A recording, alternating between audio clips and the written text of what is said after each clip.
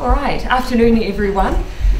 We've taken some time to take a look at the books now that they've been open, and it's clear to us that the government has made the right decision in ruling out tax cuts. Of course, that was always our position.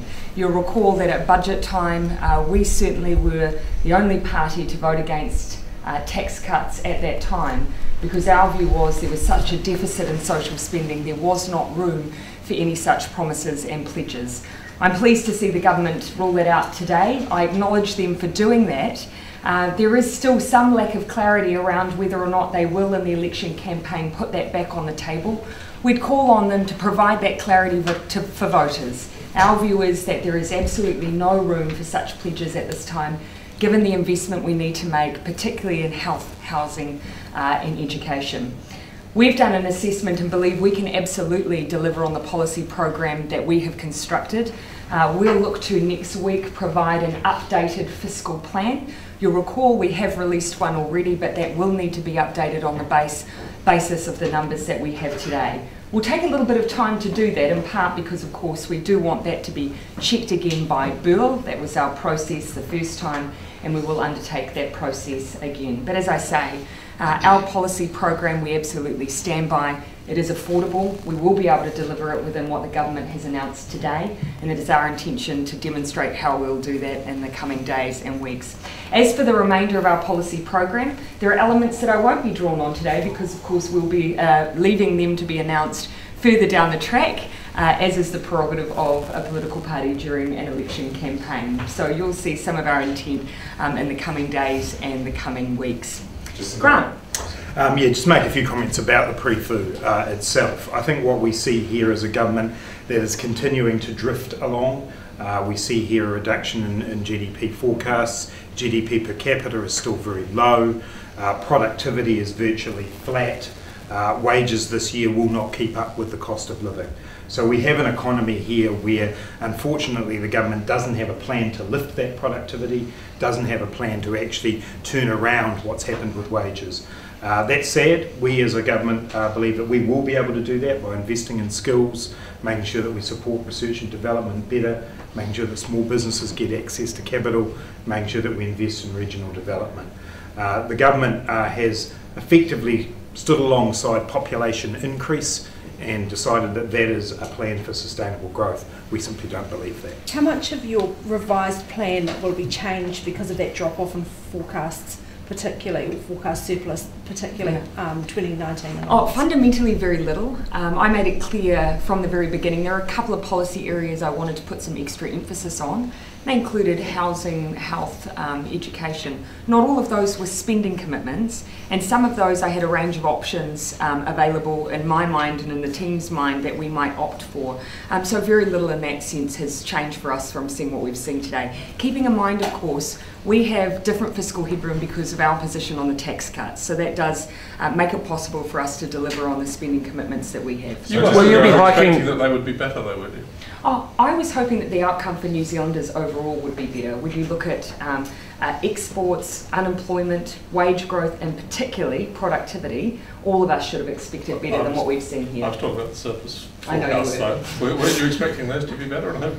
Certainly there was some anticipation that it would be better, but that does not interrupt our plan. Will you be hiking a top tax rate? Will you rule that off? No. That's not going to happen? It's not going to happen. So why? No, and does that mean no raising of the top tax rate in the next term as well? We've looked at the books and what's available now. We believe we can deliver on what our policy intentions are with what is available. So we will not be campaigning on a top tax rate. I have no intention of giving that to the tax working group that we'll be establishing, and it's not part of our plan. Is that a political reason as opposed to, or as well as an economic reason in terms of going into the campaign with a tax hike, when that is one of the areas of attack for National? I make decisions simply based on what's the right thing to do, looking at what's available and what we are heading to this election with a policy program around. We're able to do it within what is available today, and so that's how we'll deliver that program. What do you say to National when they criticise you for a lack of detail on capital gains tax and water tax and other plans that you reserve the right to implement in the first term? I'd say I'm showing leadership on an issue that they've neglected for 9 years. When you look at the degradation of our rivers, when you look at the housing crisis, we've come forward and said we are absolutely open and transparent about how we will tackle both of these issues.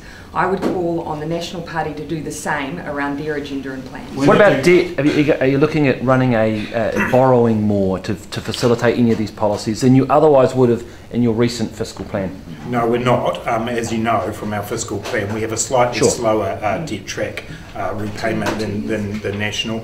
We believe that on the settings that we have there, with the additional revenue that is available as a result of today, we can meet all of our plans. And is that additional revenue the 400 million or the 2 billion? I'm sorry? In terms of additional revenue, how much are you saying? Well, there's an additional 2.1 billion out of this year's surplus. Yeah, but then You mean the it's fact going that Joyce has calculated it over? But it's over going to be 4 less. years. It's going to be less. Yeah, when you calculate it back out, yeah, that's right. What we're saying is, as we did in the fiscal plan, we will use the government's accounts as the basis for what we're doing. You understand that we've got some differences. We've rejected their tax cut package. We have a slightly different debt track.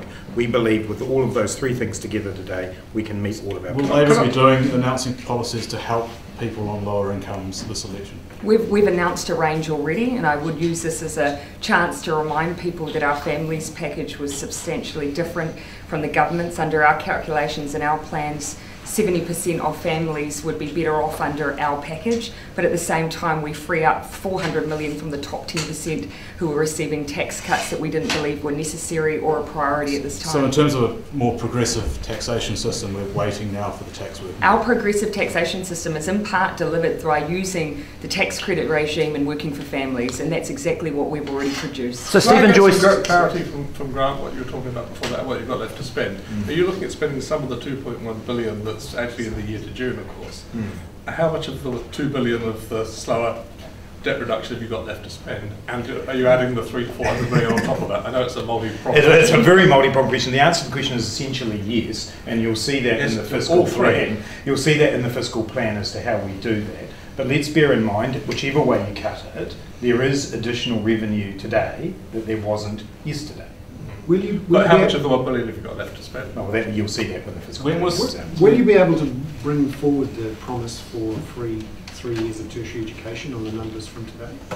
We've got a number of elements of our policy program that we're going to leave under the tree until such a time as we're ready to reveal it. But look, voters will be under no doubt about our policy program and our priorities by the time we come to the election. We just want to reserve the right to reveal a few more of them as we go. Stephen Joyce says that you But did you have to take something out from under the tree? Look, and it's a fair question, but as I said, there are a number of areas across housing, education and environment where I was looking at a range of options, and so I kept a very open mind.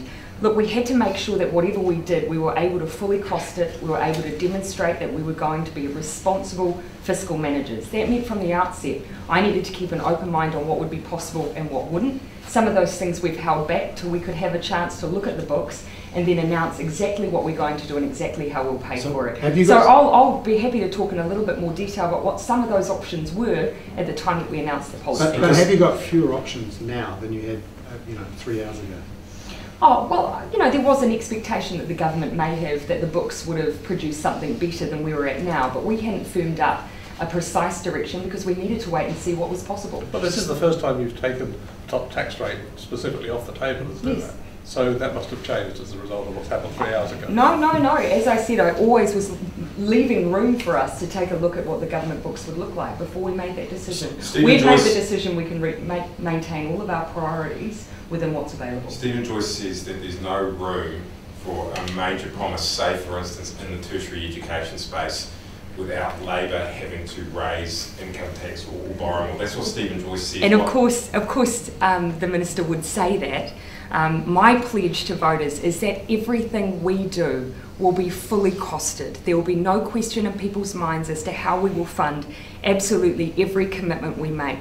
I'm campaigning here on being the Prime Minister in 4 weeks' time. I need to demonstrate that absolutely everything we pledge we can pay for and we can deliver. Anything less would be absolutely unsatisfactory. So Stephen Joyce is wrong. Stephen Joyce is wrong in what he says today about Labor. I am focused on what we're going to deliver and being able to back up our pledges and our commitments. Was the decision to not go to the election with a higher top tax rate then made today? To be fair, that was what was floated by the media rather than floated by us. We were asked continually. I reserved the right to go away and make sure that we had the books open before us before we made any decision. But that was simply us reserving the right to look at every option. Any other taxes? Any other taxes that you look at?